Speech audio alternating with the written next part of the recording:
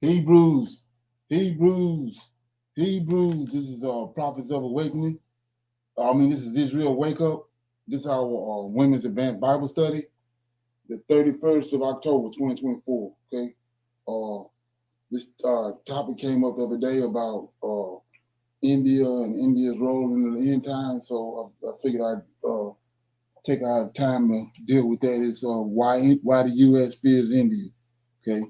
And another reason I'm doing it is it's not who you think it is that's going to be involved in the end time, according to Scripture. Okay, so you can go to our YouTube channel to Israel Wake Up and check out our videos.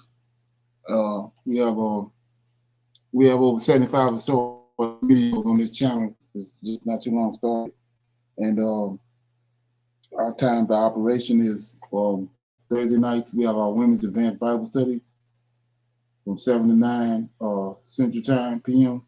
And then we have another class on Sundays at 5 p.m. Central Time. So if you want to chime in on that, check it out. This channel is geared toward women and getting them up to par to what the truth is. Okay. For those that don't know, this is a non-Messianic channel. We deal with the Tanakh and the Torah. Tanakh being the Old Testament. Okay. So-called Book of Remembrance, and the Torah is the first 5 books of the Old Testament that was given to Moses by our Redeemer, the Lord of Hosts. Okay.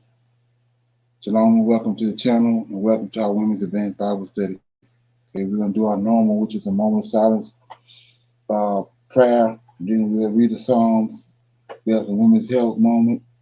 And then we go to some current events, need to know information. Then we'll open it up for some more Q&A, dialogue. And then we'll go into our topic. As I mentioned, is why the U.S. fears India so much. Okay. So with that being said, we're gonna give a shout out to our. Okay, I already did that. Okay, righteousness and oh Lord, righteousness and uprightness belongeth unto thee. Therefore, we come before thee at this hour, seeking our face, looking for righteousness and uprightness, that we may walk before thee as thy servants David and Solomon and Samuel and Hezekiah did, that we may walk before thee in truth and in righteousness and in rightness of heart. Give unto us, O Lord, an understanding heart, that we may discern between good and bad. For we know that you possess the power to do just that. And we desire to walk after thee, O Lord, and keep your commandments and your testimony, the statutes with all our heart and soul, and to perform the words of the covenant that was written down by your prophets. O Lord, allow thy face to shine upon thy people. Hear our plea. Hear and do, O Lord, and hide not thy face from us, for we need you so very much at this hour. Peace be unto you. Okay. I'll read the Psalms. Okay.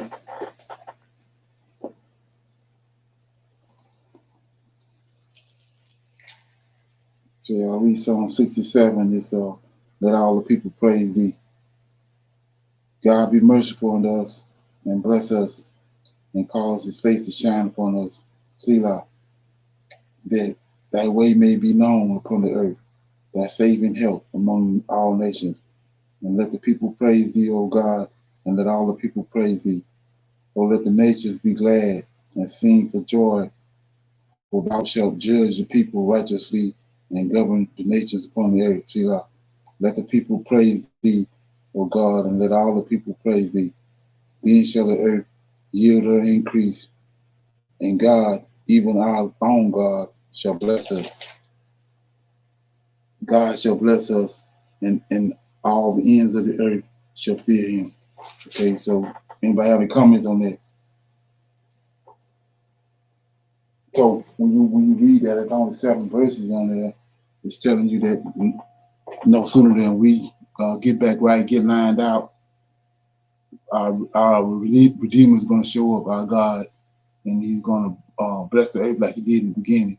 And when the people see that, it's going to bring fear on the nation because who they think is the God of the whole earth is not the God of the whole earth. And when He show Himself again in return, it's going to be a shock to the world. Okay. So with that being said, we're going to open up our women's health. Shalom, everyone. Please note that the information that is shared is intended for general, informational, and educational purposes only and is not medical advice or recommended treatment. Tonight's discussion is on what are food deserts. Many of us have not heard of food deserts, which can also be unhealthy places to live. A food desert is an area where people have very limited access to healthy, affordable food. Somebody living in a food desert faces daily obstacles preventing them from going to a grocery store and buying fresh, nutritious foods like fruits and vegetables. Food deserts can be found all over the country. Densely populated cities or sprawling rural towns. Wherever they are, they tend to disproportionately affect Black and Brown communities. So, what are some examples of food deserts? Let's look at Chicago. In the third most populous city in the U.S., more than 500,000 residents live in food deserts. Another 400,000 live in neighborhoods where grocery stores are slim to none and fast food restaurants far more convenient. On the average block with primarily Black residents, the closest grocery store is twice as far as the nearest food restaurant. And let's take a look at the Mississippi Delta. The USDA found that out of the entire country, Mississippi had the highest percentage of its population living in a low income, low access area. The issue is perhaps most acute in the rural Mississippi Delta region, where countries average one supermarket per 190 square miles. When people with minimal access to food generally feel hungry almost every time in a day. Due to this, they eat whatever they get, like junk and unhealthy food. It causes some serious problems because eating unhealthy food multiple times increases your calorie intake. Many regions are food deserted because of large populations and poverty, so they lack the necessary food facilities and face several diseases. When it comes to you, you must keep yourself healthy in any situation. Among low income and food insecure communities, disproportionate access to affordable, healthy food contributes to poor nutrition and health disparities, leading to higher rates of obesity and other chronic ailments. Notably, black people who are likely to be food insecure have the highest rates of disease and mortality, largely related to diabetes and high blood pressure. The bottom line is that food deserts are places where nutritious food is often expensive or unavailable, usually occur in low income, historically marginalized communities. They're marked by high rates of food insecurity, racial and health disparities, and high rates of chronic diseases. Remember, diet and nutrition play a major role in chronic disease. Chronic illnesses are the leading causes of death and disability among Black people, with heart disease, diabetes, and cancer being the most common. Tonight I'm going to read Deuteronomy chapter 32, verses 35 through 39. Verse 35. To me belongeth vengeance and recompense. Their foot shall slide in due time, for the day of their calamity is at hand, and the things that shall come upon them make haste. For the Lord shall judge his people and repent himself to his servants when he seeth that their power is gone, and there is none shut up or left. 37. And he shall say, where are the gods, their rock in whom they trusted, which did eat the fat of their sacrifices and drank the wine of their drink offerings? Let them rise up and help you. and be your protection. 39. See now that I, even I, am He, and there is no God with me. I kill and I make alive, I wound and I heal. Neither is there any that can deliver out of my hand. Tonight's discussion was on what are food deserts, and I read Deuteronomy chapter 32, verses 35 through 39.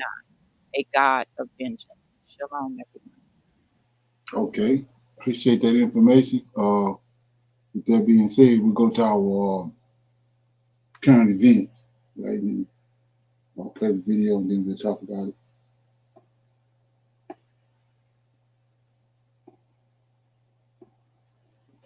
I hate to say it, but police are now preparing for violence here in the United States. This is something they have been anticipating for some time. However, they're now starting to think that it is going to be worse and the violence could be more intense than they ever realized. Now, I'm going to break down what's going on, what we've seen just over the past 48 hours, and what experts are anticipating here for the next week to potentially 2 months. So I'll break all this down in just a moment, but all I ask is one thing. It takes 2 seconds. Go ahead, hit that like button if you enjoy these daily updates. And now let's begin.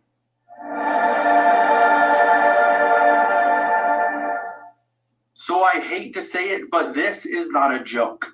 Police are now worried of additional threats and violence to people here in the United States. Just look at this. It says local police across America prep for election threats and violence. It goes on to say it all started with the turmoil of 2020, which one former sheriff called the Columbine of election-related threats. Now, we're going to get to this article in just a moment, but I want to show you some other things. Look at this right here.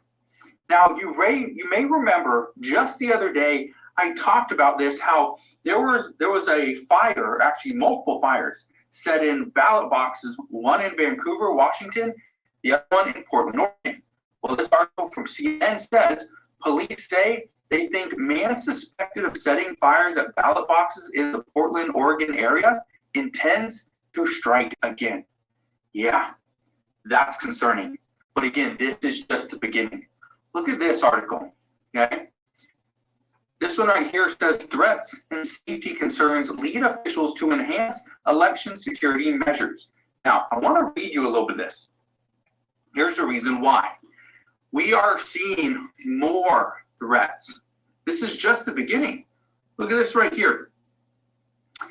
It says, understanding the problem of threats nationwide. It says right here, what Lavoie experienced is not just happening in Baltimore County. Threats are happening to election officials all over the country by phone, mail, and even in person. Goes on to say, in Wisconsin, a man walked into a polling location with a knife and demanded the staff stop the voting. Says in Kentucky, the Capitol Police were evacuated when a bomb threat was emailed to the Deputy Secretary of the state. Now, here's where things get very interesting, okay? I want to read you some of these numbers right here. Look at this. It says the Brennan Center for Justice report of 2024 says 40% of local election officials say they have taken steps to increase physical security since the 2020 election. Now, here's the concern, is that people in the polling booth, okay, the people that are running the centers, maybe some that are still doing campaigning, they're keeping weapons in their car, because you don't want to take weapons inside of a polling location, but they're keeping weapons in their car. Well, if they feel threatened, they go to their car or they're followed. According to local police, they're concerned that that would easily escalate. Yeah, that's a problem. Goes on to say 38% of local election officials report experiencing threats, harassment, or abuse. That's more than 1 in 3. Says 54% are concerned about the safety of their colleagues and staff, and 28% are concerned about their family or loved ones being threatened or harassed. Now, I want to get to the main article, okay? This one right here.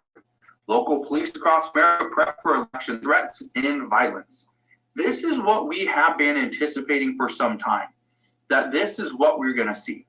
Let's read it. says as election day nears, police chiefs and sheriffs around the country are bracing themselves for violent threats against election workers and turmoil at voting sites and intimidation of voters. Says in Maricopa County, Arizona, multiple emergency hubs will be running on November 5th. In Georgia, all new police officers are now required to study election law. In Omaha, Nebraska, the sheriff has even inspected ballot counting machines in response to residents' concerns. And across the nation, local law enforcement officials have been huddling with election officials to game out how they will handle bomb threats, SWAT hoaxes, and white powdery substances if they materialize on election day. Again, all threats that we do not want to see. We don't want to see SWAT hoaxes. We don't want to see bomb threats. We don't want to see white powdery substance. Okay, we don't want to see any of that stuff, right? Now, here's the concern. Police have been preparing, okay? We have local law enforcement. We even have the FBI that is watching things very closely. Here's the concern, though. There's too many people for the amount of law enforcement that we have. So the problem that we're going to face moving forward, there's going to be a lot of threats. There's going to be different bomb threats and hoaxes that people are going to try to play to shut down certain polling locations. Okay, we've seen this in the past, but according to reports, experts believe that we are actually going to experience a higher threat count than ever before. The amount of polling locations that will close for hours on end as an investigation is underway, it's going to be huge, according to reports, or at least that's what experts are anticipating. Now, here's the one thing I want to leave you with. Should you be concerned about voting in this election? The answer should be no. Everybody should be able to vote, no matter what or who they vote for. With that said, okay, and again, this is why I'm going to bring it to your attention. We are already seeing threats against people of color that do not look like they are from the U.S. Okay, these are people from China, people from Mexico, people from Colombia, or right, really anywhere. If they are not looking like they are from the United States, don't speak English very clearly, this is where experts and police officers are concerned, is that there will be more threats to those communities and those locations in the next week. So here's what you can do. If you can vote early, experts say vote early, because the threats that will likely happen on election day. So if you can vote early, they say do it. Make sure that you are pretty much done voting, your vote's been cast, you're good to go. You don't have to worry about any potential threat that may arise over the next week, right? So I will leave you with that, but just understand these things are going to happen. We see it every single year. Every election we have, there are threats, there are hoaxes, there are actual risks involved. But this year, experts believe it's going to be way more than we've ever seen before. So, okay, any comments on that? Anybody got any idea what they think is going to happen? Yes, sir. I think that it's going to be bad, right? And they were saying one reason why is because AI is at a high right now, right, with giving out misinformation. So I think that's a warning right there, letting us know what's going to be taking place. They said that with all the misinformation that's going to be put out there, I guess before the final counts or whatever, it's going to have people on edge. So exactly. That's the reason why I think they're really getting prepared for this violence. Right. And the media set it up. Right. The media set it up. Like this actually showing the video with the ballot boxes being opened fire. Up on fire and people looking at that. Mm-hmm. Yes, don't let it be close. Don't let it be close. I think we're going to see a lot. Yes, sir. It's going to get ugly. And I was reading earlier before we got online, I was reading in the news and they were saying a whole town in Oklahoma, the whole police force retired this morning at 10 a.m. What was their purpose? They didn't say. They did not say. It's just the police chief, I think was a woman, her name was Alicia. She just apologized to everybody and, just said that she felt like, that was the best thing for them to do. Yeah. And I hadn't looked on Facebook yet, but they said she went on Facebook and gave a long speech live on Facebook. Yeah. Okay. Yeah, So, that right there might escalate. mhm. Right. Right.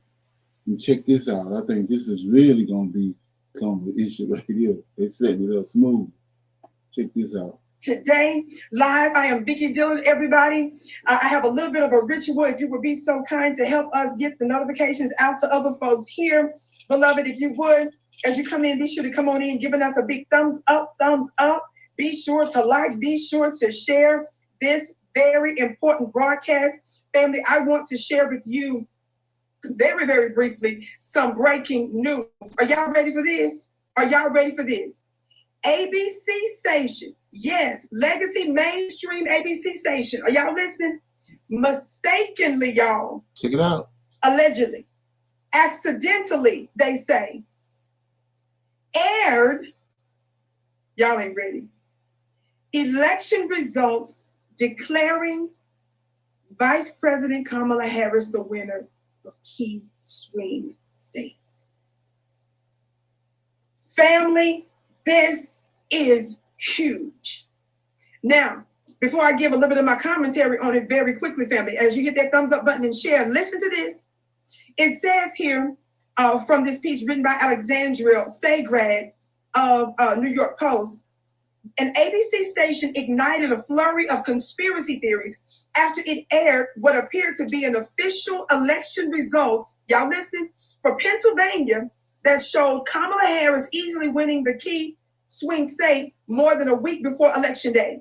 The shocking result popped up at the bottom of the screen during Sunday's broadcast of the Formula One Mexico Grand Prix by ABC local affiliate WNEP TV, which serves the northern part of the Keystone State.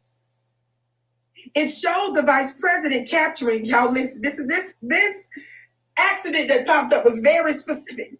They were very assiduous and meticulous with this. It showed the vice president capturing 52% of the votes compared to 47% for Republican challenger Donald Trump, with 100% of the precincts reporting.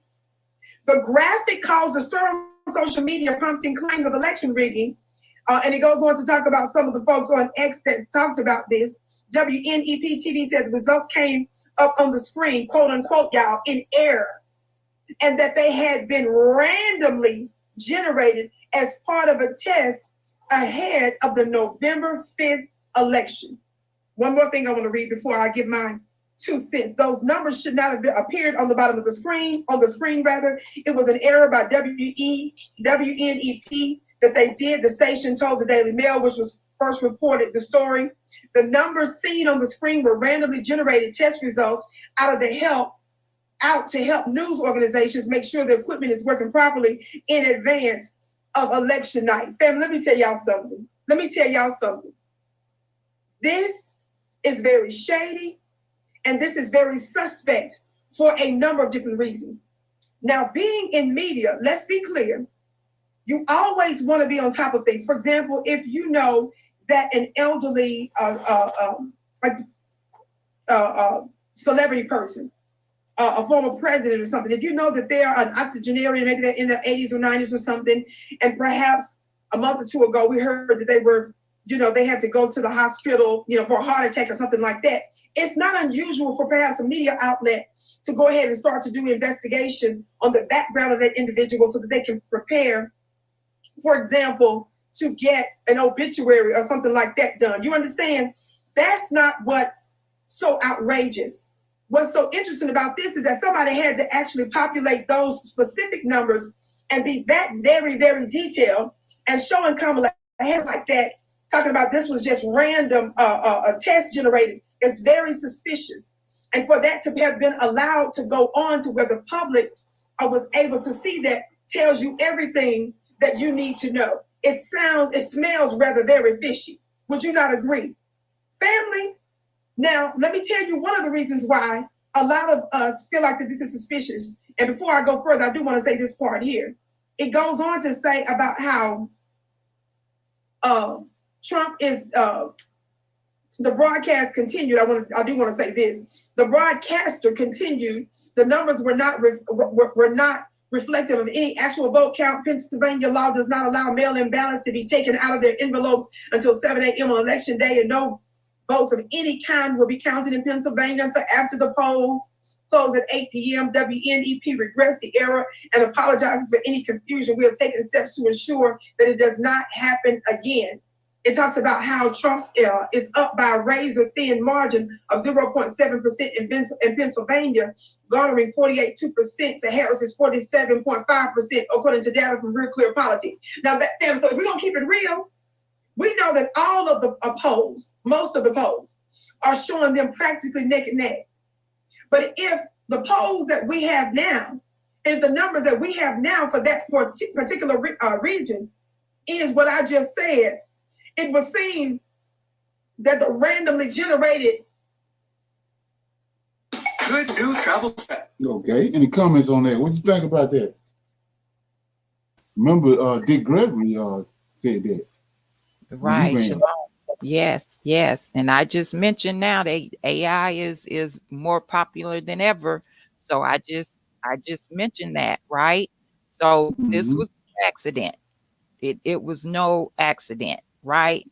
So whenever the Mega Ball, Powerball, whenever it shows Tuesday, Thursday, Wednesday, whenever. So imagine those numbers being shown and aired before they actually go on live to pull those numbers, right? So it's no accident. Right. That is why they're getting prepared.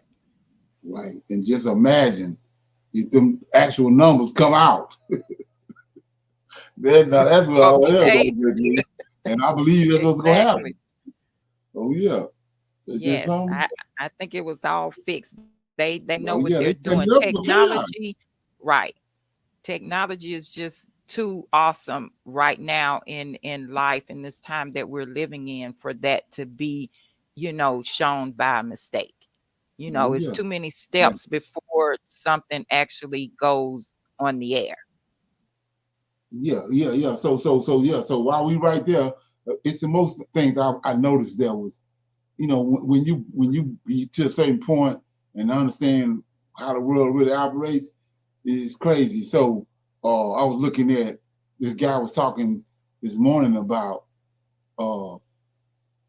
how the Joker, right? Batman and the Joker. They got this new movie out with Batman with the Joker, right? It just came out. They got the Joker tongue kissing the dude. So the brother was outraged. He said he wanted his money back for going to the show because of that it was no need. You know what I'm saying? There was no need to write that into the script. Why would you? Right. Why did you put Joker kissing some? You know what I mean? Come on. And then the narrative that been set about Joker. You know what I mean? He ain't never had the narrative from back in the day when they first created him on comics with the comics and all that. He wasn't. Oh man, that's crazy. Ain't that something? Yes, sir. And I think that they're, like I said, getting prepared early. And this was just a little trial run, what ABC done, just to see what type of reaction they was going to get from the public. When that happened. Right. So we just got to stay alert because it's getting ready to be some times here. It's going to get ugly. And if I was them, your weapon in the car ain't going to save you if you're in the building because you got to get to the car. You know what I'm saying? Yeah. Right. And then me looking at that, you can see that Kamala Harris going to win because of the propaganda that they putting out. They put out they're showing the ballots being burned up And then now this right here, they didn't say that Trump won the state. They said she won the state. And you know what I'm saying? So that's saying that when it do happen and Kamala Harris win, what you think it's gonna do? It's gonna oh man, it's gonna erupt. Yeah, it's People gonna gonna erupt. Oh yeah. Mhm. So they showing you already that Kamala Harris gonna win. At least initially, because these Republicans got a whole bunch of stuff in place that they already passed laws, like canceling out whole states. If they find anything wrong in the state, they can cancel that whole state, all the votes out in that whole state. So it's gonna get ugly. Yeah. Somebody else had something? Shalom. Yes, they trying to, well, I won't say they're trying to, but as they were talking, I was thinking about the Project 2025. Ones who are geared up for that and happens to see what happened, then they're going to just really say, like the man said, be aware on that date of election when you go to vote, there's going to be problems. So if, I haven't seen it on the news about the apology and everything, but being that happened, like y'all were saying, it's going to be a very uproar. And I think it was by design for them to get out so that they can have this civil war going on, in each state. And being that that state is the electoral state, come on, that and it's saying that it's being flipped, or is it a Democrat state or was it a Republican state and got flipped because of Kamala Harris won that state, as they put it on the bottom line of the news going across. Exactly. Right. They setting it, like I said, they setting all this up. They setting it up for total chaos. And another thing I was sitting there looking at, thinking about too, was remember 9/11 and that chaos that was going on. The whole time that chaos was going on, they was behind the scenes passing legislation and all that. They wouldn't have got passed while if the chaos wasn't going on. And then they did the same thing. A lot of bills got passed during the time of the jab. So while this, you got to look at what they got planned for 2025. Okay, Trump go in office or however that happens, and then that time period where the chaos going on, what they have set for 2025, the project 2025 is the first 100 days. They want to change the whole government in that 100 days. So chaos going on. So while that chaos going on, that agenda they got for those first 100 days, they doing all that while everybody dealing with the chaos. Something to think about. Yeah. Okay. Shalom. Yeah.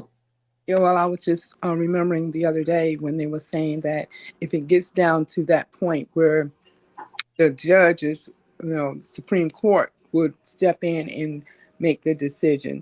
So by them saying that and then having this mishap come across the television, it's like they got it in the pocket. Yes, she will win, but then they would go with recount. Because one gentleman said the biggest thing is November the 6th, the final count on November the 6th. And if it does show that she won that state, but yet it tied up in some kind of way, then and everyone, sir, they take the state back for technicalities. They take the state away. Yes, sir. Then that starts chaos on the Democrat side. Then the Democrat right. Like I said, people don't remember what happened with Gore and Bush, because of what it came down to. All the votes was put to the side because the Supreme Court made a decision. So all that voting and all the votes and all that whole process was muted because of the Supreme Court made a decision in the end, because they stopped counting the ballots. And go over swing starting was winning, as long as they was counting ballots. But the Supreme Court stopped the count and disannulled it, and Bush won. So none of the votes counted. Okay. Yeah, so it's something to think about. It's not, believe me, it's not gonna be a cake walk in the park. It's gonna get up, it's gonna be ugly. The crazy part about it is, how is this dude even up here again running after what he did in January 6th in 2020? Exactly. That's how you know it's gonna be chaos. Right. I was just getting ready to say, yeah, you're right. I was just getting ready to say that with everything that happened January the 6th, he's still allowed to run again. With 34 counts of felonies. 34 felonies. Right. You already know what's going to happen. It's going to be total chaos. Shalom. And you still have a court date out there. Exactly. Right. There's some. Yeah, so check this out. I didn't know this is some need to know information. I thought I didn't really know about it, but it's pagan. Paganism, back to what the Most High said. He's gonna bring us over here and he's gonna pick up their ways. But check this out. They elected its 47th president on November 5th, which is a Tuesday. They elected their 46th president on November 3rd in 2020, which was also a Tuesday. What about the 45th and the 44th presidents? Let me cut to the chase. Over the past 175 years, the US has always elected its president on a Tuesday, more specifically on the Tuesday following the first Monday in the month of November, every 4 years. So a good thing to do is do the research on Tuesday, right? And notice God ties to Tuesday. So that'll be something to go dig into. This has become a polling tradition, and why? Our next report tells you. If there's one thing the year 2024 will be remembered for, it'll be elections. From India to Britain, the European Union to South Korea, South Africa, Finland, France, Taiwan, and even Russia. Over 60 nations held elections this year. However, it's not over yet. One last global election remains, and it's just around the corner. The United States, the world's oldest modern democracy, is set to vote this November. Americans will be choosing their 47th president. And running for the White House are former President Donald Trump and current Vice President Kamala Harris. The presidential race in the US happens every 4 years. However, there is something constant in each election that has remained unchanged for over 175 years, and that is the day of the week when the elections are held, Tuesday. This year as well, Americans will be voting on November 5th, which is also a Tuesday. So why is Tuesday connected to America's democracy? Well, it's a bit of coincidence and tradition. The election day in the United States has been set in stone by federal law. The US law calls for a presidential poll to be held on the Tuesday after the first Monday in November. But how did the November Tuesday become so important for US democracy? Let's find out.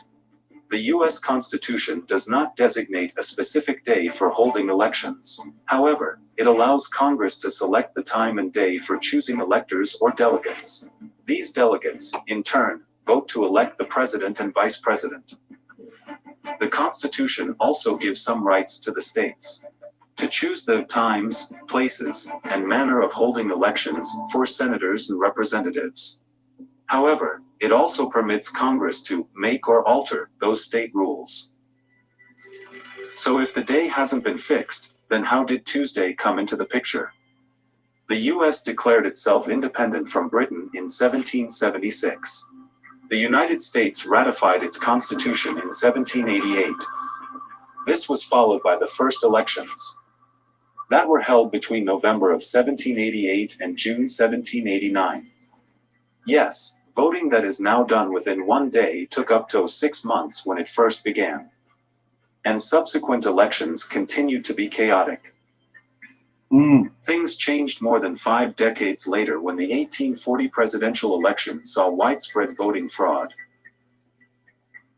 In response, then Representative Alexander Duncan proposed a uniform election day for both presidential and House elections in 1844.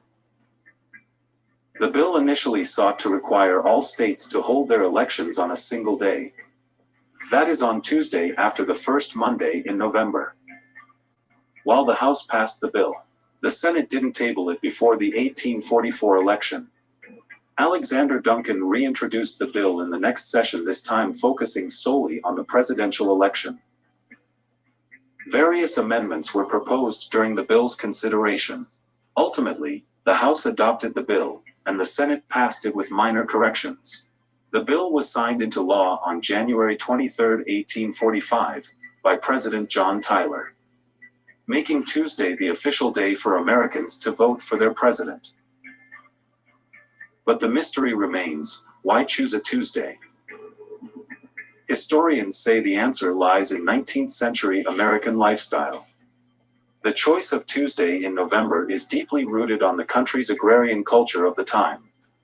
November was ideal because it followed the completion of the harvest season. The month also avoided conflicts with both planting in the spring and early fall. This meant that farmers could plant their crop and travel to vote, which would take days in those times. Additionally, Tuesday was chosen due to religious reasons.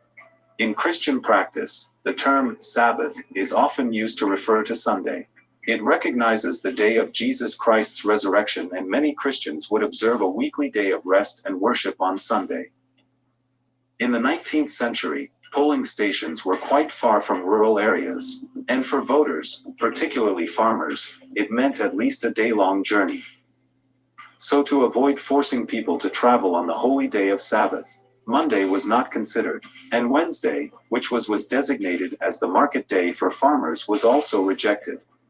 Naturally, Tuesday emerged as the prime choice and eventually became the official day. However, Tuesday as an election day has had its fair share of opposition. Modern-day political experts say that voting on a weekend would see an increase in turnout. They argue that holding election on a Tuesday hinders voter access due to work commitments. One of the organizations leading the cause to reassign voting day is called Why Tuesday?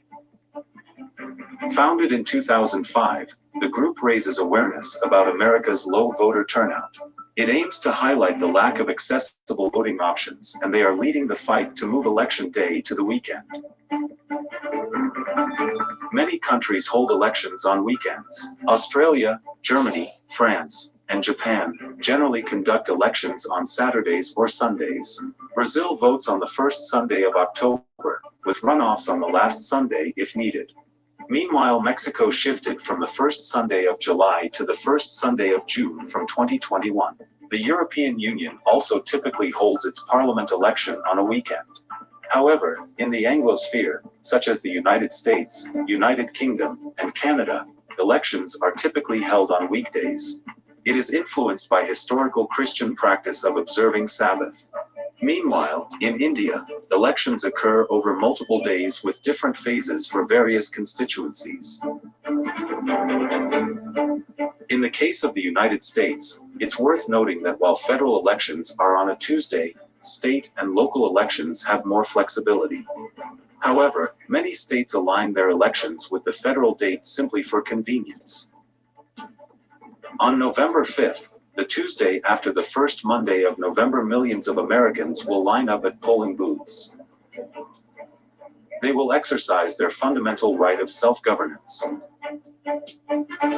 As for the Tuesday election day, the law that has continued for over 175 years faces little opposition and will likely remain for many more years to come. Okay. Any comments on that? Did anybody know that?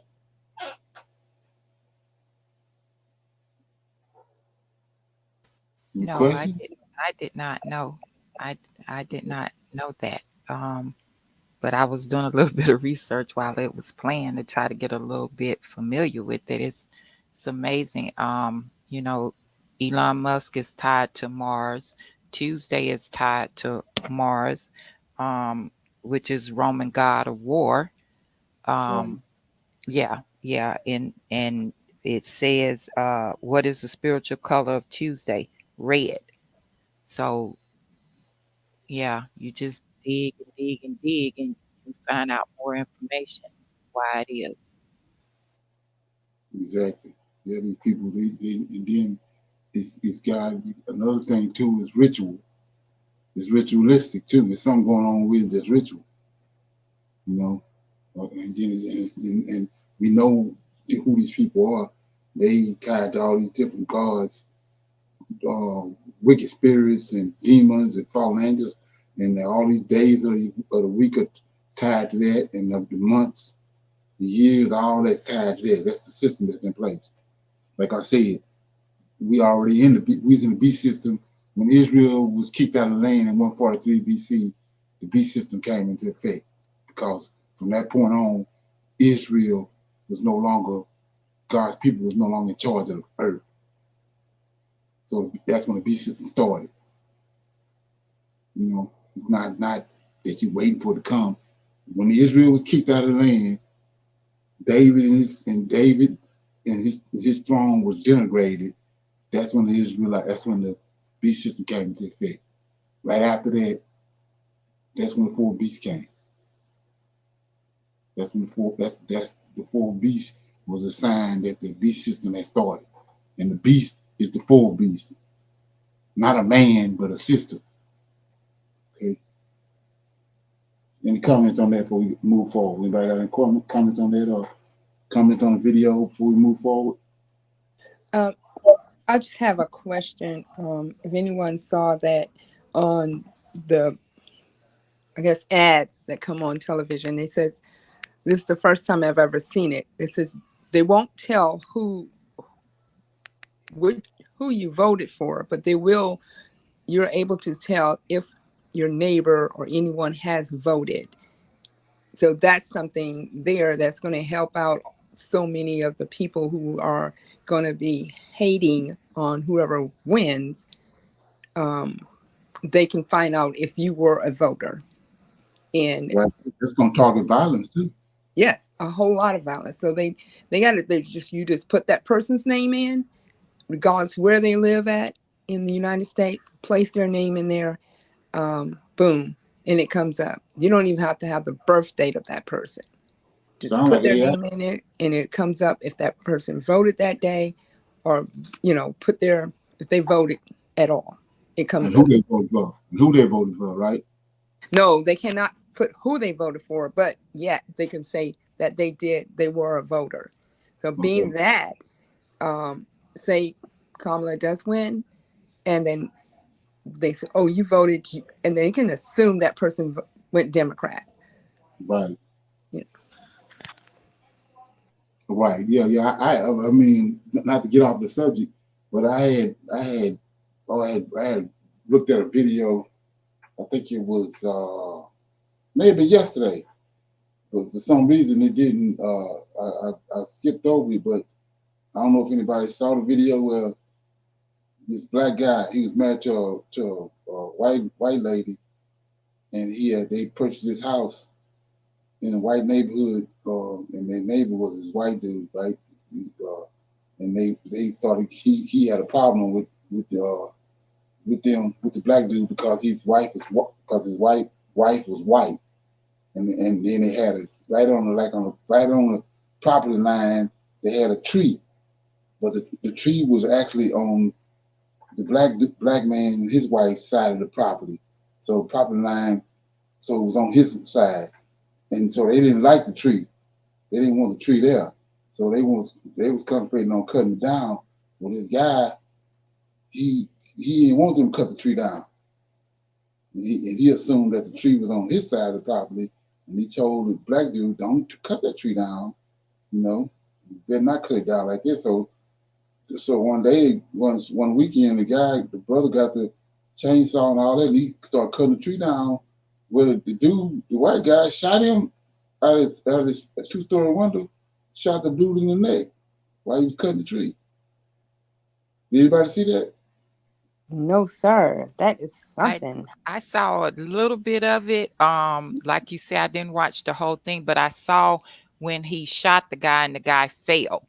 Yeah, he fell on the Um, ground. yeah, he fell on the ground, and Right. they had not. When I watched it, the black guy was being interviewed. Excuse me, while he was in the hospital, and at that time they had not arrested the man Exactly. when he gave his interview, and the police chief was saying something like, he's He no said it was the threat. shooter. He said it Right, was the shooter. Right. right. Then, Yes, sir. Hmm. and then on top of that, they had already they had made over 20 some complaints about the guy before he shot him. And they never did nothing. So the reason I was bringing that up was, can you imagine what's going to happen? Like I said, when what they already doing, and then just if Trump lose, come on, look, you know what's going to happen? Come on. I mean, they tripping on they these so-called followers behind Caitlin Clark. They violent. Imagine what they're gonna do with Trump if he lose. Okay. Shalom. It's all like, give me a reason. Give them a reason.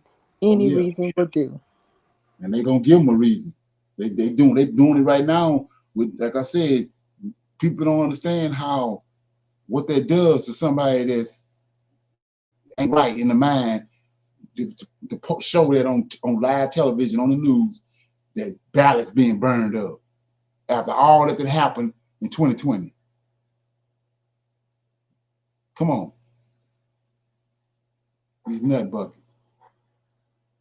Right. Okay. Ain't there some?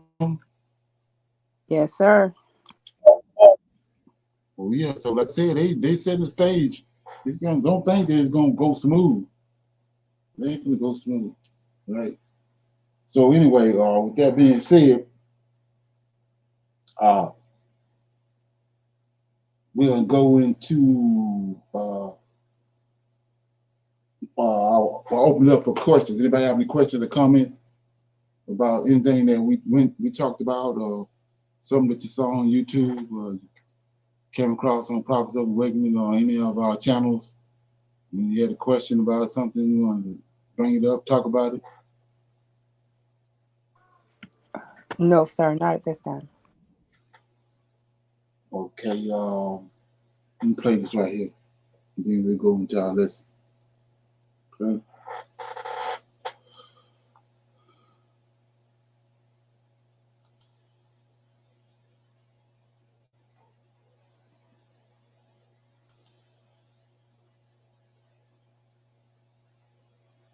Okay.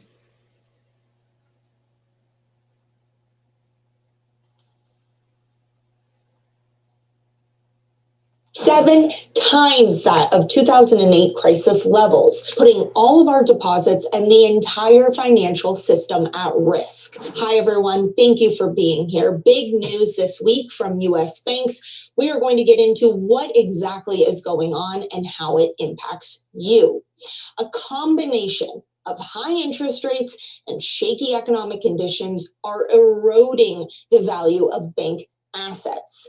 Assets that are supposed to offset banks' exposure that includes risky derivatives, the same financial tool that helped almost bring down the system in 2008 during the great financial crisis. And before someone out there says, oh, it doesn't matter, this time is different, you're right that this time is different, but you're wrong because it does matter. The only thing that's different about this time is that it's worse. Any promises that were made in 2008 that the system would somehow become safer were empty. None of those promises came to fruition because, in fact, what we have today is a system where banks have more exposure and more leverage than they did in 2007, but less collateral, less assets, less liquidity to back up all of that risk, leaving us more vulnerable than ever before, as evident by these unrealized losses. And we're going to get into what exactly they are and why they're so serious. But as a quick reminder first, an unrealized loss is a loss that hasn't happened yet on paper. For example, let's say you buy your house and you move into it, and a year later it's worth 20% less. Well, if you don't sell the house, it's not really a loss. But if you were to sell it, then you lose 20%. It is a loss. That is what all of these banks are doing. They are sitting on assets that have declined in value. So if they had to sell them, they would have a serious loss. Now, the majority of these assets, a big chunk, comes from residential mortgage-backed securities. But it doesn't stop there. It also says the situation isn't much better for corporate bonds and treasuries. Again, these rising interest rates have reduced the value of all of these assets. And again, before someone out there says, well, it's not a big deal, we know that more interest rates are coming, the Fed's going to cut rates. That might be true, but this article goes on to say that if rates were to drop significantly, experts say banks could see up to 25% of their unrealized losses recover. Only 25%. And again, as a reminder, these losses are 7x what they were in 2008. This is a serious situation. And it becomes more serious when these banks need liquidity. This is what happened last year with Silicon Valley Bank when it collapsed. They needed liquidity. They were forced to sell their assets at a loss, which made people realize that these balance sheets we're looking at are completely fabricated. So I want to shine a light on something before I'm going to play a little more of that. So it says in Obadiah, when you understand who it is, I broke that down on Esau, who he is, because so many people don't know that. Esau, Rome, Edom, Javan, all those are the same people. So Rome is Edom, Rome is Esau, right? And Esau, how he got to where he at, as far as when his father told him, Isaac, you're gonna rule the world. You're gonna break your brother's yoke off your neck, and you're gonna rule the world. But you're gonna use it. You're gonna rule it with the sword, right? And so the Most High tells us in Malachi that usury. You know, his thing is he went against the laws of loaning money and all this stuff. He's using these unlawful ways to gain money, like what he do with banking, the banking system. He's making all this money. So it's a question that was posed in the book of Obadiah that who can bring Edom down? You understand the four beasts is Esau. Who can bring him down and how? Right? Through the banks. So the Lord of hosts, like in Egypt, it was the Nile River that made Egypt what it was. It's a supernatural event that happened every year that brought all that water and all that rich soil down to Egypt every year. Well, the Lord of hosts went there and shut the Nile River down, turned it into blood. Well, to shut down this four beasts is the banking system. That's what we see the Lord of hosts at. He's dealing with the banking system. And like I said before, Esau, if you have any kind of understanding of who the God that's over Israel is, if you think that you got more sense than him in banking, you're crazy as hell. So what's being proven to them today is that what you think you got when it comes to financing and dealing with money, you're finna get shown exactly how it go. He already gave them an example in 2008, like the lady talking about he showed them the flaws that he can bring it down, but they went and they tricked it off and they did whatever and got it kept going. But this time he's finna shut it down. This is how the four beasts gonna come down through the banking system, and not through no military. He's gonna play their game and shut them down.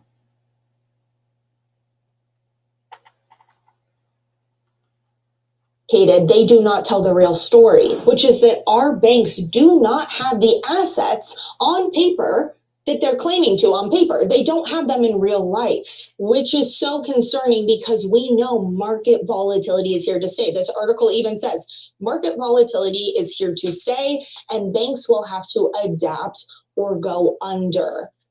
Now, what does it mean if a bank were to adapt? Adapting would mean limiting their exposure or their risk, reducing that leverage that they have, and increasing their assets and their holdings. But I'm going to tell you why that's not going to happen. It's because it does not help their short-term profits. It all comes down to who benefits. It's not about the average depositor. It's not about the taxpayer who will have to pay if banks go under and they're bailed out again. It's about the shareholder profit. It's about the elite who are going to be making money off of all of this exposure, regardless of the risk. And before you sit there and say, well, the Federal Deposit Insurance Fund, the FDIC, they'll make me whole. As a friendly reminder, the FDIC holds less than 2% of all total insured deposits. I've talked about this before, but again, it still shocks me how many people don't realize just how weak our system is. Now, sure, the FDIC is saying, don't worry, we're going to do more stress tests on these banks. We're going to make sure that everything is taken care of. Nothing to see here, nothing to worry about. But as a quick reminder, the FDIC, these are the same people who missed all of the bank failures, who did not see the writing on the wall this year when multiple banks had to be bought out by other banks because of their toxic assets. So I don't know, are they just not looking closely enough? Do they not care? Do they have a different interest? I don't know. All I know is that I don't trust them to make sure that these banks are doing what they need to do, especially after that clip leaked a couple of years ago of the FDIC members sitting in a room in private laughing at the American people for not knowing what bank bail-ins were. I mean, it's important that people understand they can be bailed in, but you don't want a huge run on the institution. But I mean, they're going to be. If you put this out, like, why are they telling me this? Should I be concerned about my bank? If my insurance company doesn't tell me what they're doing with my assets, they just assume they're going to pay my claim. That has more full faith and confidence in the banking system than maybe people in this room do. Bail-ins being, of course, the opposite of a bailout. Instead of the government bailing out the bank, it's the depositors who bail out the bank, making the bank whole again by taking their depositors' deposits, a portion or the whole thing, whatever it might be, to make sure that the bank is whole again. That is what they're up to in a room when no one's watching. That is what they're sitting there laughing about, saying, the American people don't need to know. They would be concerned. Of course, we would be concerned. More people deserve to know the truth of who's really pulling the strings and who's really behind all of this. The bottom line is that this never should have been allowed to happen. We should not live in a society, in a system where banks are allowed to have this much exposure, this much leverage, this much risk without having anything to back it up. If the people in power really cared about us, there would be higher capital requirements. There would be caps on how much exposure they can take. But that's the simple truth of it. Nothing changed after 2008, and there's a reason why. They could have enacted new laws. They could have enforced those. I mean, to be fair, they did actually create regulation, but it hasn't been enforced. There were international guidelines set following 2008, and the United States still hasn't enacted them because banks, big lobby money, has been out. Wall Street has been lobbying against these regulations, making sure that their profits are not hurt, regardless of what happens to the average American. That's the bottom line, and that's the truth. And like I said, that's Esau, greed. That's how the Most High gonna. That's how he gonna go down. Most High gonna do him because it's greed. Okay. Any questions or comments? Anybody got anything on that? Okay. Let me go and deal with this right quick. It says, is Samuel the Prince of Rome?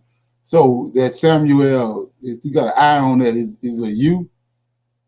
SAMUEL, or is it I?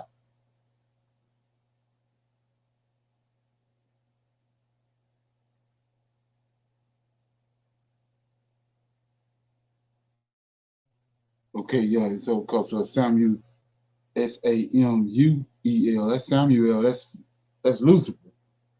That's his name. Okay. Yeah. Okay. Yeah. So Samuel is Lucifer. That's his name. So Satan is just a title, but Samuel is his name. So yeah, I would say that, yeah, he's a prince. He's a princess over Rome. Yeah, I would say that. Okay. Well, I would say his spirit is the spirit of Samuel is over Rome because Samuel himself is bound. So his spirit, him being de facto being there, no, but his spirit is there. Okay, so yeah. Okay. Anybody got anything else before we go into the lesson? Okay. Yeah. So the topic inside the class for this class is why the U.S. fears fears India. And I have brought this up because a couple of days ago, question that came up about India, I was talking about how the propaganda machines they have in place with the news, the media, YouTube, and all that, they're able to hoodwink us. You know what I'm saying? With and turn our we could be zero in on something, getting to the bottom of it, and then they come in and turn your understanding a whole other direction because we thinking that they righteous and that they know what they're talking about. Like I said, with all these pastors, Most High said that Israel, when you understand who Israel is, he's the one that has the oracles of God, not the European or the Chinese, but it's Israel, the sons of Israel, the priests. They're the ones that have the oracles of God. So they're not even listened to. They listen to everybody but the sons of God, his chosen people. So, like I was saying, that when you understand what's going on with that situation, they have you thinking that America is Babylon. America is that last beast on the earth before the end times. But like I was saying, when you understand the understanding that our forefathers gave us from these other books, like Jubilees and Second Ezra and all that, that it's those 10 horns that's on the 4 beasts that make it diverse, is 10 kings gonna rise out of that in the process of that 4 beasts ruling on the earth. 10 kings gonna come out of there, but one gonna rule after the other one in succession. So Britain was one of them, right? Rome was one of them, right? And then Charlemagne was one. The what's that? The kingdom that ended up giving the Israelites, those Edomites, the nation of Israel. I can't think of the name of it, but the Ottoman Empire. Then the British Empire came, and then America came. America's the 9th beast. So it's another beast that we waiting on, the 10th beast. Those 10 kings are not going to come on the scene at the same time. They coming in succession. They parts of the 4th beast. The 4th beast is divided into 10 parts, and the 10th beast we see rising now, which is BRICS. BRICS is what it is. That's why, like I said, if you go by what they're saying, we're supposed to be at the end. We're supposed to be waiting on America to get destroyed. They're supposed to be the 4 beasts, end of the 4 beasts, the harlot. But we see that prophecy is still going on because of what we see happening with India and China and all that. So they bringing down this 4 beasts, right? And we see it coming down in front of our eyes. So the people they don't understand it, and then they don't want to accept it. but it's another power rising. And Daniel told us it's 4 powers. So who is this power right here that we see come to the forefront?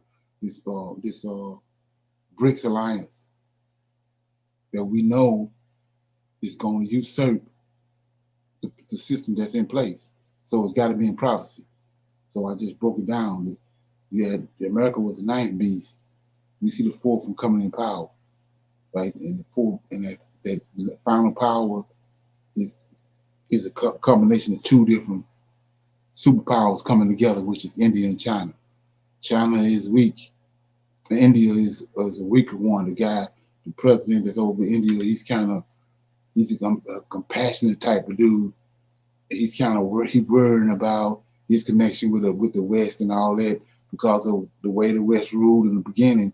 But the West is going down, so he's trying to straddle the fence whether to totally disconnect itself from the West and go all the way in with the BRICS or not. So they playing these Europeans. They playing on that. The West is playing on that. So they trying to use that as propaganda, like I was saying the other day. And they playing on this guy, Medina or whatever his name is. They're using the Canadian Prime Minister to try to stir up some kind of turmoil between the 2 of them, because BRICS' big thing is that their religious system, whatever country, whatever they believe in, if India believe in a such and such God and Russia believe in another God, they have no problem with that. But these people in the West, because they pros at that, they're trying to bring their religion and bring anything that they can grab hold to try to bring turmoil in the situation. So they're attacking India. And so my reason for having this little conversation right here is to show you why they're attacking India, right? I'll play a series of videos and then we'll break them down as we go. So this first one is, I'll play the first one, okay? So it's why the U.S. fears India, right? So let's look at that.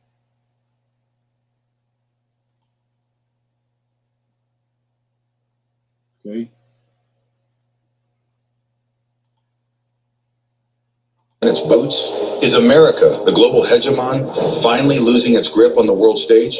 Today, the answer might be found in one word: India.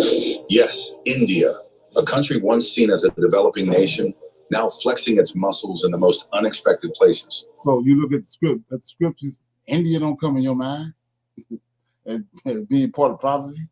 And Washington doesn't like it. Let's be real here. India isn't the India of the past. It's no longer a silent observer in the shadows of global politics. It's a challenger, a disruptor, and perhaps America's biggest strategic headache. So why is the U.S. so scared of this new India? Let's start where it hurts most, the Asia Pacific. For decades, this region was the cornerstone of America's global strategy, an area where U.S. influence was unrivaled. But now India is changing that balance of power. India's participation in the Quad, alongside the U.S., Japan, and Australia, has become a focal point in countering China's aggressive expansion in the Indo-Pacific. But unlike previous decades, India is no longer just a junior partner in these strategic dialogues.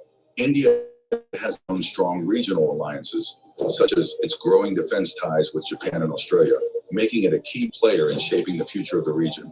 America's military power might still dominate, but India's increasingly assertive role, especially in maritime security and anti-piracy operations, signals that the U.S. can no longer dictate terms. The recent Indo-U.S. military exercise, Yudh Abhyas 2023, further highlights this shift.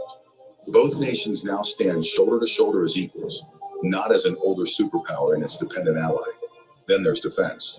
The U.S. has historically been the world's largest arms supplier, and for decades, India relied heavily on U.S. and Russian military imports. But things are different now. India's defense manufacturing capacity is surging. India is not just buying weapons anymore, it's making them. Prime Minister Modi's Make in India initiative has resulted in the development of indigenous military hardware, from fighter jets like the HAL Tejas to advanced missile systems such as the BrahMos. India is now exporting defense equipment to countries like the Philippines and Armenia, territories once dominated by U.S. suppliers.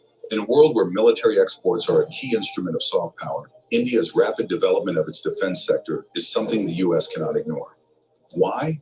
Because every dollar that flows into India's military exports is one less dollar for American defense contractors. The latest government push for India to become a global defense hub is positioning it as a competitor, not a client, in the world's arms race. Africa, long considered a geopolitical playground for the U.S., is another area where India is making waves. While the U.S. has traditionally dominated Africa's security partnerships and economic agreements, India has quietly built strong military and economic ties across the continent. In 2023, India held multiple military exercises with African nations under the India-Africa Defense Dialogue. From defense training programs to strategic arms sales, India is filling the gaps the U.S. has left behind. India has... Nobody talking about that. They talk about China and Africa and what's going on with the U.S. and Russia and Africa, but they fail to understand the India and Africa too. Also been supplying critical infrastructure and technology support in Africa, strengthening alliances that will shape the continent's future. The U.S., which once viewed itself as Africa's natural partner, is losing ground as India rapidly grows its influence, militarily and economically. As Washington watches these developments from afar, the question remains, is America ready to lose its stronghold on Africa to India? The Middle East, another critical area for American influence, is seeing India's presence expand at a fast pace. The Chabahar port in Iran is a perfect example of how India is building new trade routes that bypass traditional American-dominated pathways. This strategic port connects India to Afghanistan and Central Asia, providing an alternative to Pakistan's Gwadar port, which is backed by China's Belt and Road Initiative. More importantly, Chabahar positions India as a crucial player in regional stability, especially as the U.S. sanctions Iran and isolates itself further from Middle Eastern economies.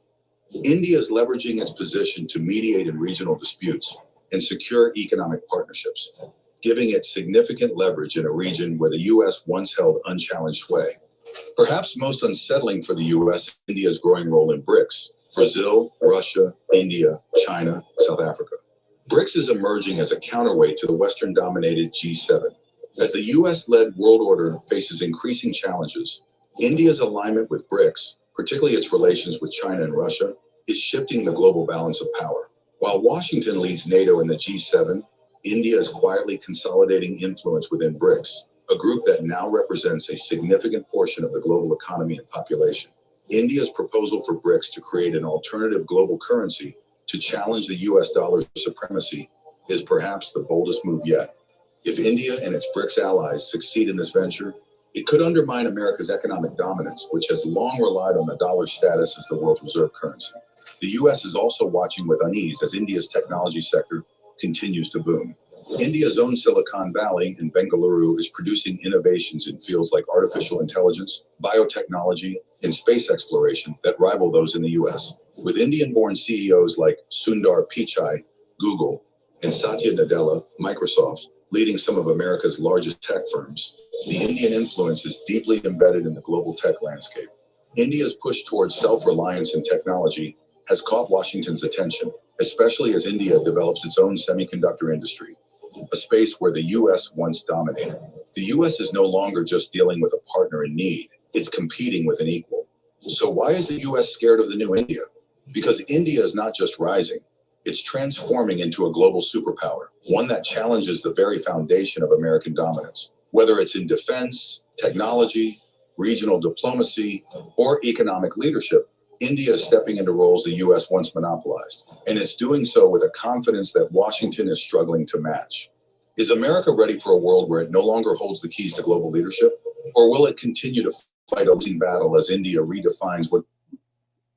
Okay, so listen to that, and let's go back and look at what this challenge is all about, right? It's about exposing who God of the whole earth is, who the God of Israel is. It ain't JC that these Europeans concocted. It's the Lord of hosts that's God of the whole earth. He's the strong one that's open in heaven, second to the Lord of hosts. He's the one. He's the strong one. He's the one that's coming down. He's the one who came down to the Tower of Babel, right? Came in the garden and brought judgment on Adam and Eve for what they had done, not Yahweh. So it's written that he can raise men up, raise kings up, brings kings down. He raised nations up and bring nations down.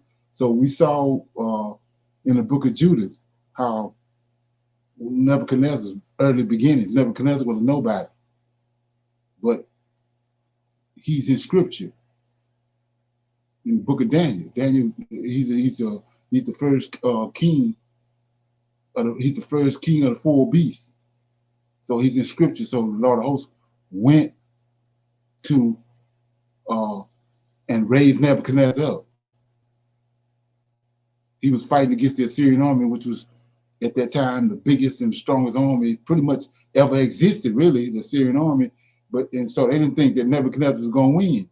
But the Lord of hosts was with him. He said he's in prophecy. He said that he raised kings up, he bring kings down. So he went there, and what was prophesied was that Nebuchadnezzar was going to be the first king, first beast. So Nebuchadnezzar defeated the Assyrian army. It wasn't supposed to happen when you look at the numbers and you look at it from a physical perspective. He wasn't supposed to win, but he's in prophecy. So the same thing right here. Who you think raising up this India? They in prophecy. So they can't stop it. The Lord of hosts it's been prophesied. He's bringing prophecy. He said, I spoke it, and I'm going to bring it to pass. So there ain't nothing they can do to stop it. Can't stop it. Yeah, so that's what we're looking at. It's the prime example of how you neutralize JC. You're not in prophecy. He ain't got shit to do with prophecy. The Lord of hosts told us. So just like he raised Egypt up, he brought it down. Just like he raised Nebuchadnezzar up, he brought him down. Well, that's all we're looking at. Is what's been prophesied, it's unfolding. There's nothing nobody can do to stop it. Okay? They're doing everything they can to try to stop it, but they can't. It's going to come to a head. Okay? Any comments on that? That's one of the videos I got. Okay, I got another one. Okay. Let's look at this one. Okay.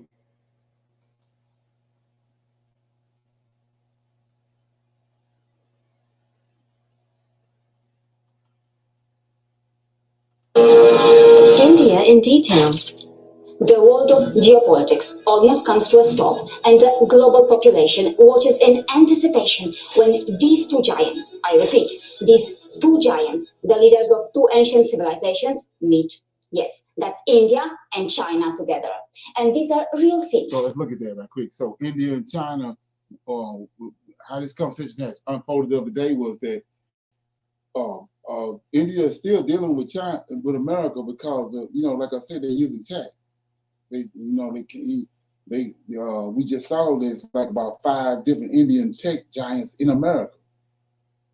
So they have to consider that, and they waiting, to when the time comes when they have to sever themselves from America. But China and India had a little hiccup.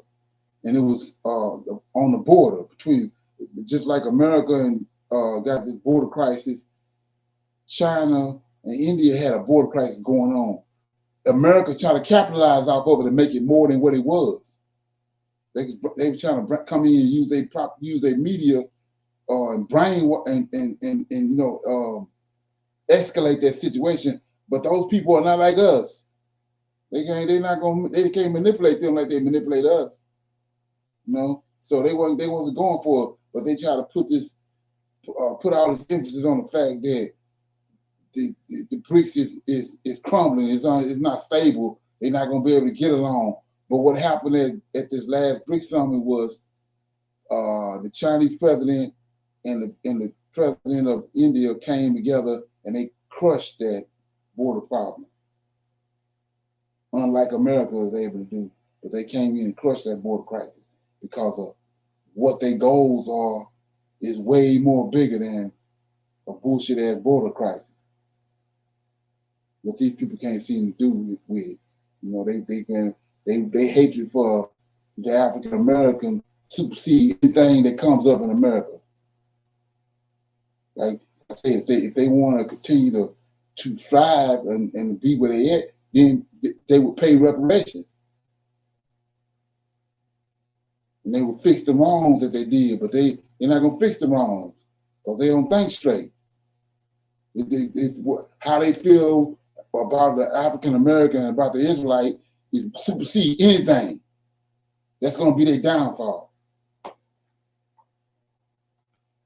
Enough geopolitical power and enough financial muscle to make anyone sweat, especially the Western colonial criminal states. But wait a second. What happens when you add Russia to this mix? Well, that could be the West's absolute nightmare. But before I talk about the collective strengths of these three countries, let's focus on how many around the world feel about the so-called Chindia. Of course, the US-led West has been attempting to use India to counterbalance China for its own survival. So if you haven't heard it before, there's this saying going around now called Chindia. Have anybody heard that? No, sir, I haven't. Chindia is China and Russia becoming one. CHINDIA, Chindia. So, perk years up for that. But just imagine what can happen when these two giants, India and China, resolve their disputes, ignore the Western neocolonial pressure, and use their strengths and work for global well-being. Well, the meeting between Modi and Xi Jinping in Russia is possibly a step in the right direction. But this meeting, in ways, has obviously ruined the plans or hopes of many in the West. The timing of this meeting couldn't be better, as recently countries like the USA, Canada, and Germany have either interfered in India's sensitive internal affairs or have sheltered those elements that are considered India's enemies. The potential of India and China as a world power has always been there, but was never utilized. But, times are different, and that is why, if required, new strategies can be pursued. To start with, let's not forget that India and China are the two giants that are going to drive the economic growth of BRICS. That is why, within BRICS, the significance of I and C is crucial. Both China and India are expected to occupy the prime position as two great economies. In the same way that in the 19th and 20th century, Europe and the US were the main players, today, both India and China are operating in a new environment with their massive capital and domestic markets. Yes, as far as the prospect of Chindia as a world power is concerned. So yeah, they got a book out called Chindia Rising, name of the book. It has been observed that Chindia may usher in a new world order, replacing the USA. And yes, the West fears this. Absolutely. Take a look at this article in The Economist. What if China and India became friends? Referring to the two countries as Asia's biggest beasts, something that could trouble America and its allies. As clearly mentioned here, the border dispute between India and China is a matter of hope among American and allies. That's what I was talking about. They tried to escalate that situation between the border crisis that India and China was having, but they squashed it. Officials. But what happens to the Western colonial criminal states' hope when Asia's oldest civilizations resolve their border dispute? As explained here, such a prospect may not please Americans and others who see India as a counterweight to China. But if India and China want to, they can write the fate of the Asian century and the world together. Both countries need and can benefit from each other. If India needs Chinese imports, then Chinese companies also see India as an important source of growth. And let's not forget that it has been predicted that Indian GDP will be second only to China's by 2075. Hey guys, this is Jake from Chasing Green. Today I want to tell you about the waterfowling. Okay, any comments so far? Everybody good? Play a little more. Chindia is powerful, Very powerful. If China is the world's largest lender, then India has been described as the fastest growing large economy with the largest youth population in the world. Yes, there have been differences and disputes between the two countries, but disputes can be resolved. If the West, after committing all the colonial crimes in India, hopes to see India as an ally, why can't China and India join hands too? Answer me. Has China killed millions of Indians through famines or colonization the way Western colonists did? Has China looted more than $45 trillion from India the way Western colonial criminal states did? Well, the answer is no. If the Western countries that fought against one another during the world wars and the wars between Christians of different denominations can still come together as friends and allies, why can't India and China get closer too? Yes, India and China have fought wars. Both sides have lost soldiers too. But that is not even remotely comparable to the millions of deaths that wars between the Western countries have caused within Europe.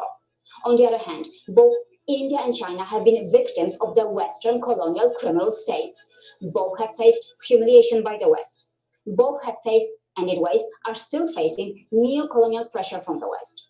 Both are ancient civilizations, and India has been China's spiritual guru too. Of course, we cannot forget that in the dynamic world of geopolitics, new realities are constantly emerging and things can change accordingly. But for some time, China had been quite keen to improve its relations with India.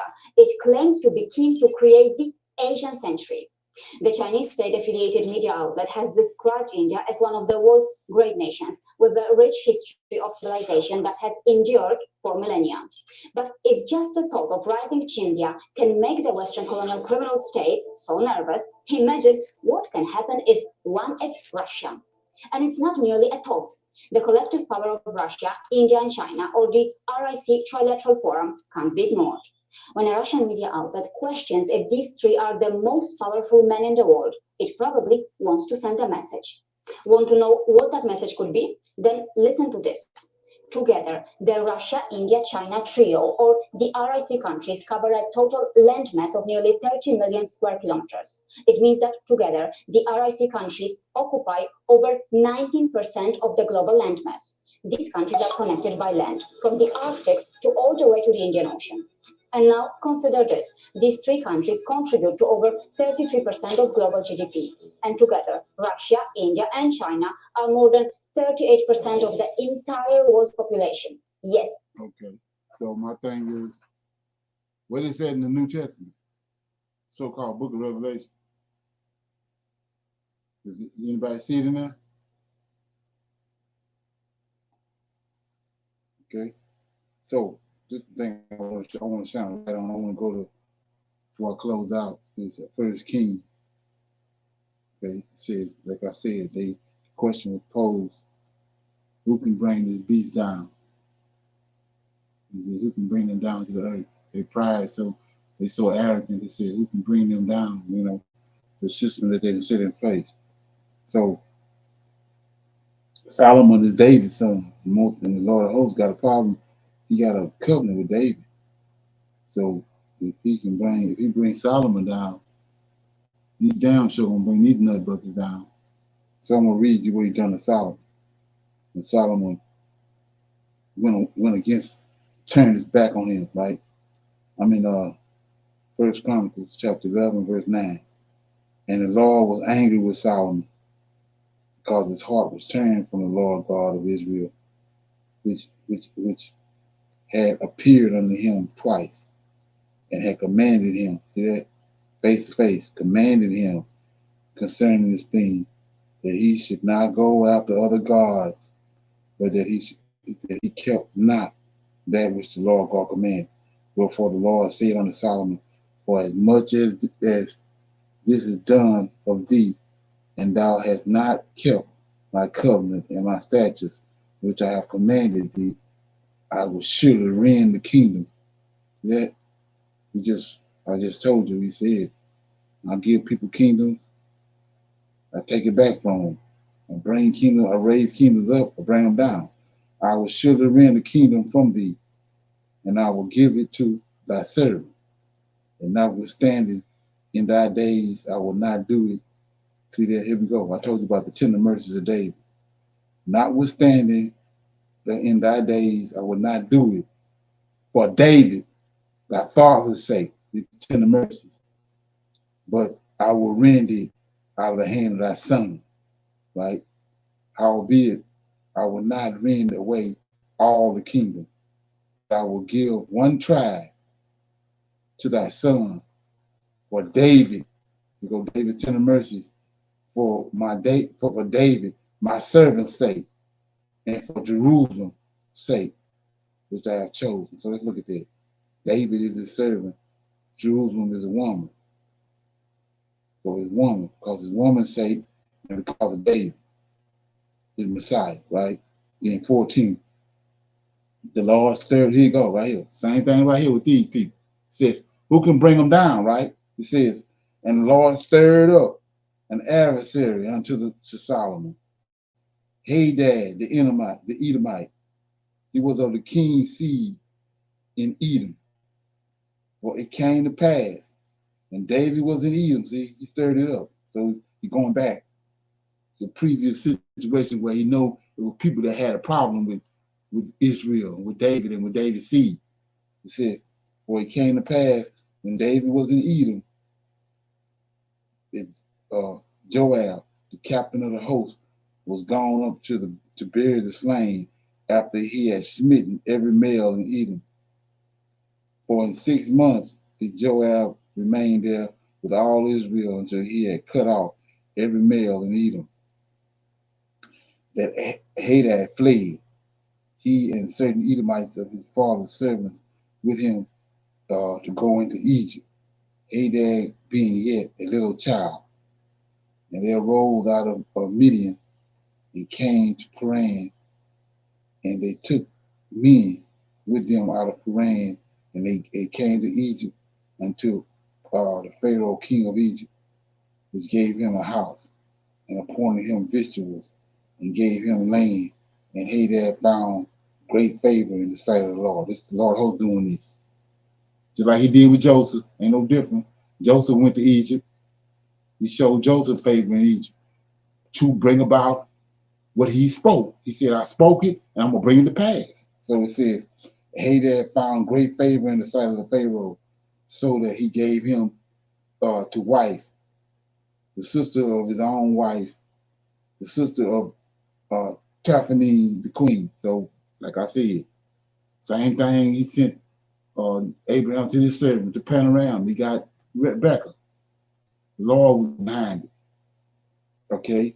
And the sister of Teraphim bore him Gibbah, his son, whom Teraphim weaned in the Pharaoh's house, just like Joseph. And Gibbah was in the Pharaoh's household among the sons of Pharaoh, just like Joseph. And when Hadad heard in Egypt that David slept with his fathers, here you go, that Joab, the captain of the host, was dead, Hadad said to the Pharaoh, let me depart, that I may go to my own country. Then the Pharaoh said unto him, well, what hast thou lacked? See, he ain't got no understanding. But he had thou lacked with me, that behold, thou seekest to go to thine own country. And he answered, nothing, howbeit, let me go in anywise. And God, look at this, God, Lord of hosts, stirred him up. Another adversary, Rezin, the son of Edad, which fled from his lord, Hadassah, king of Zebah, and he gathered men unto him and became captains over a band. And when David slew them at Zebah, and they went to Damascus and dwelt therein and reigned in Damascus. And he was an adversary to Israel all the days of Solomon. Besides the mischief that Hadad did, he abhorred Israel and reigned over Syria. And Jeroboam, the son of Nebat of the Ephraite of Zerah, Solomon's servant, was whose mother's name was Zahara, a widow woman. Even he lifted up his hand against the king. And this was the cause that he lifted up his hand against the king. Solomon built Milo and repaired the breaches of the city of David, his father. And the men of Jeroboam was a mighty, and the man Jeroboam was a mighty man of valor. And Solomon seen the young man that he was industrious. He made him ruler over all the charge of the house of Joseph. And it came to pass at that time when Jeroboam went out of Jerusalem, that the prophet Ahiah Shumite found him in the way, and he had clad himself with a new garment, and they two were alone in the field, and Ahijah caught the new garment that was on him and rent it in 12 pieces. And he said to Jeroboam, take thee 10 pieces, for thus the Lord, the God of Israel, behold, I will rend the kingdom out of the hand of Solomon. See that? And I will give thee 10 tribes to thee. But he said, but he shall have one tribe for my servant David's sake, and for Jerusalem's sake, the city which I have chosen out of all the tribes of Israel, because they have forsaken me and have worshipped Ashtaroth, the goddess of the Zidonians, and Chamath, the goddess of the Moabites, and Mikan, the god of the children of Ammon, and have not walked in my way to do that which is right in mine eyes, and to keep my statutes and my judgments, as David his father did. So see right there, when Solomon was doing right, it was good. But when Solomon did wrong, the Most High went, devised a plan against him, stirred up his adversaries. Okay, and like I said before, it's places all over the earth right now. It's drama. That's what the Edomite doing. It's been forever and ever drama with Ukraine and Russia. It's been drama. It's drama with what's they call it? China and Japan. It's drama there because those people at one time, it was one people, but they split, and it's hatred there, right? And then you got drama going on with, like I was saying, with India and China. It's drama with the Negev, with Mali, Buena Vista, and Sierra. Mali, Burkina Faso, and I can't think of the other country, and Ghana. It's been drama there. So when the Most High ready to do you and get rid of you, he goes straight to that drama where he know where the drama is, and he enhanced that drama. And before you know it, you look up, you out of there. It's no different than what he did with Solomon. He told him, he said he met him twice in his youth and told him what he had to do and encouraged him, but Solomon got beside himself. And once he got beside himself, he went straight to where he knew the drama was at. He knew the things that David had done and had caused anger and hatred. He went straight to the men and stirred and put it on their mind to come back to Jerusalem.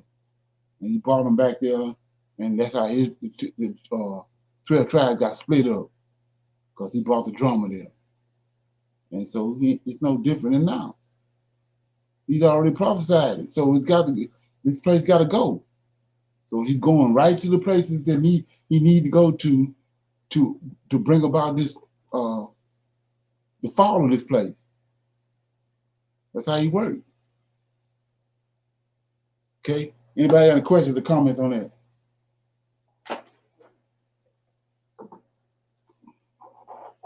Everybody good? Shalom, yes. Yeah, it's no, we can't hide. Ain't no hide. He told, if I'm not mistaken, it was David in the Psalms, right? I think he said that, you can't, where can I go? I can't go in the bottom of the sea. I can't go to the highest mountain. I can't go to hell to get away from him. There's no way you can go. Whatever he prophesied, he's going to bring it to pass. You can't get away from it. You can't get out of it. It's going down. Okay? So with that being said, I'm going to say shalom. I'm going to leave on that note. Shalom, shalom, and another shalom. I see everybody. We got our men's advanced Bible study tomorrow night, 7 to 9 Central Time. It's on Non-Messianic Conversations. So if you want to check it out, the women can come in through YouTube. Shalom, shalom, and another shalom. Shalom, everyone. Shalom, everyone.